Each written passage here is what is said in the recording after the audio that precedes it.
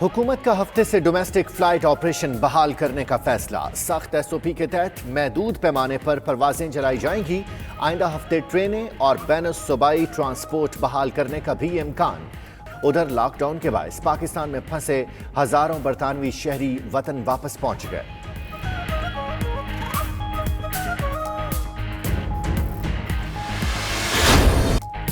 कराची में एसओपीज की खिलाफ वर्जी पर कई मार्केट्स, बाजार और शॉपिंग मॉल सील। Zainab market, Victoria market, international market, Madina city mall, Gul plaza भी शामिल। ज़िला इंतजामिया का कहना है कि एसओपीज पर अमल की यकीन दहानी पर ही मार्केट्स खोलने की इजाज़त देंगे। ताजिर रहनुमा अतीक मीर का इंतजामिया की कार्रवाई की हिमायत, कहा इन बाजारों में एसओपीज की खिलाफ वर्जी हो रही थी।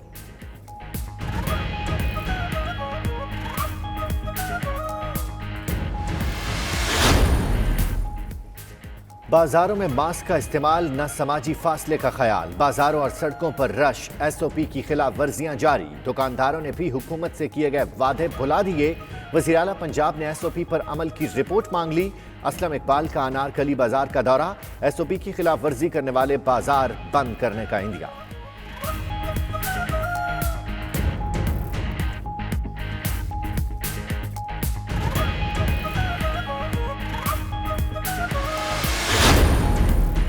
बैरून मुल्क फंसे पाकिस्तानियों की वापसी का सिलसिला जारी। कौमी एयरलाइन की खुसूसी परवाज अमेरिका में महसूर 232 शहरियों को लेकर कराची रवाना। वाशिंगटन के डलास एयरपोर्ट पर पाकिस्तानी सफीर असद मजीद ने शहरियों को अलविदा कहा।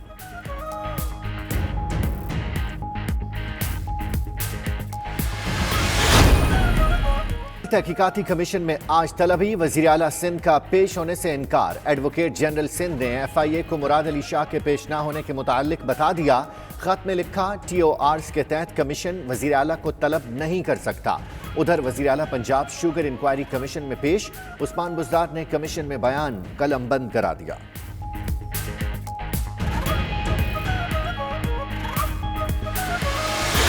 PTI रहनुमा हलीम आदिल शेख की बढ़ गई मुश्किलात। हलीम आदिल शेख समेत 14 अफराद के खिलाफ इंक्वायरी मुकम्मल कर ली। हलीम आदिल शेख ने अपने फ्रंटमैन तारिक कुरैशी के जरिए जमीन अलॉट करवाई। 7 डेवलपमेंट अथॉरिटी समेत दीगर के खिलाफ तहकीकाती रिपोर्ट आला हुकाम के सुपुर्द।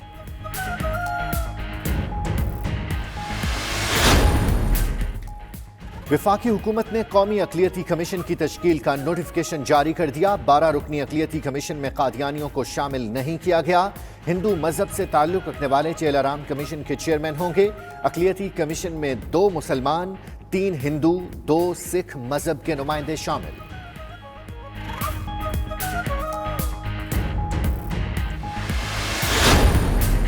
बलूचिस्तान पाकिस्तान का मुस्तकबिल है। Army chief general Qamar Javed Bajwa की कोयटा के दौरा में बातचीत, कहा पुरान और खुशहाल बलूचिस्तान के लिए सूबाई हुकूमत और अवाम के साथ भरपूर ताउन फर्ज है।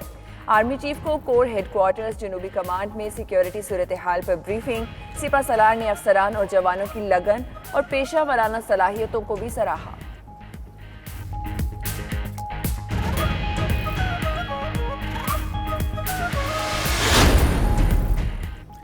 शहबाज गिल वज़ीर आज़म के मुआवन खुसूसी बराए सियासी कम्युनिकेशन तैनात, ओहदा एजाजी होगा। नोटिफिकेशन जारी। उधर शहबाज गिल ने प्रोग्राम हार्ट टॉक में कहा, मुल्क में पहली बार कुछ मुस्बत हो रहा है। साबिक वज़ीर आज़म के पास सानिया निश्तर या आरिफ अलवी जैसे लोग नहीं थे। मौजूदा वज़ीर आज़म से तो मिलने जाने वाले को चाय भी बमुश्किल मिलती है। साबिक अदवार की तरह वज़ीर आज़म हाउस में खाबे नहीं चलते।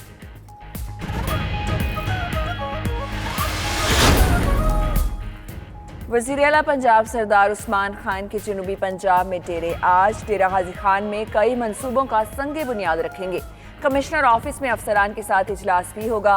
अमन अमान, तरक्याती मंसूबों और दीगर उमूर पर ब्रीफिंग भी जाएगी।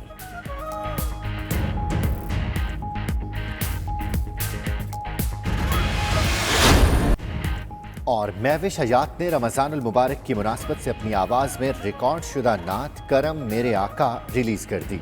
सोशल मीडिया पर पैगाम में महविश हयात ने कहा कि ये नात उनके दिल के बहुत करीब है।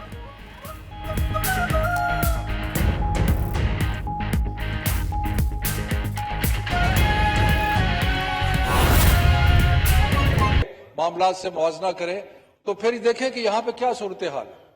तकरीबन 700 है, ये भी बहुत ज्यादा है, इतना भी नहीं होना चाहिए था।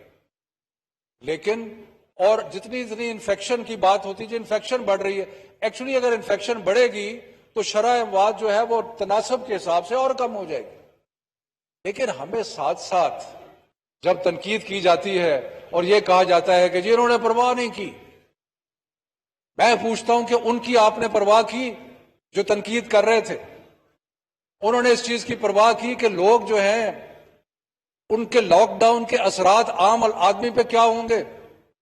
उन्होंने इस चीज की परवाह की कि जो बेचारे रोज सुबह घर से उठते हैं और मजदूरी के लिए जाते हैं, उनके क्या हालात होंगे?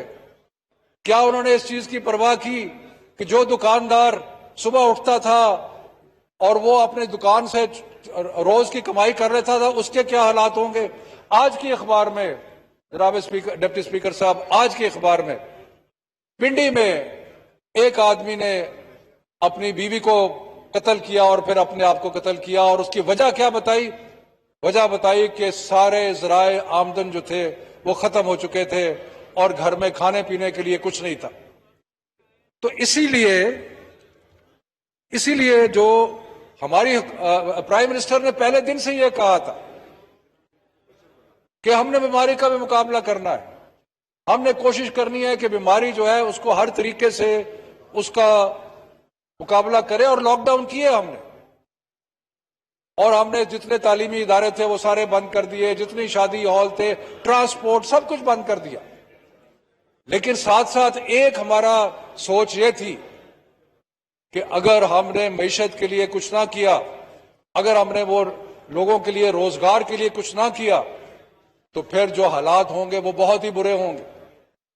आप ये देखें स्पीकर साहब कि वो जो डेवलप्ड कंट्रीज हैं उसके अंदर जुलूस जल से निकल रहे हैं कि मामला से मुआवजा करें, तो फिर देखें कि यहां पे क्या सूरत हाल है। तकरीबन 700 है, ये भी बहुत ज्यादा है, इतना भी नहीं होना चाहिए था।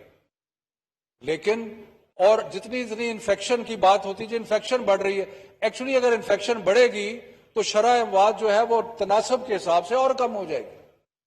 लेकिन हमें साथ साथ जब तनकीद की जाती है और यह कहा जाता है कि जी इन्होंने परवाह नहीं की, मैं पूछता हूं कि उनकी आपने परवाह की जो तनकीद कर रहे थे? उन्होंने इस चीज की परवाह की कि लोग जो हैं उनके लॉकडाउन के असरात आम आदमी पे क्या होंगे?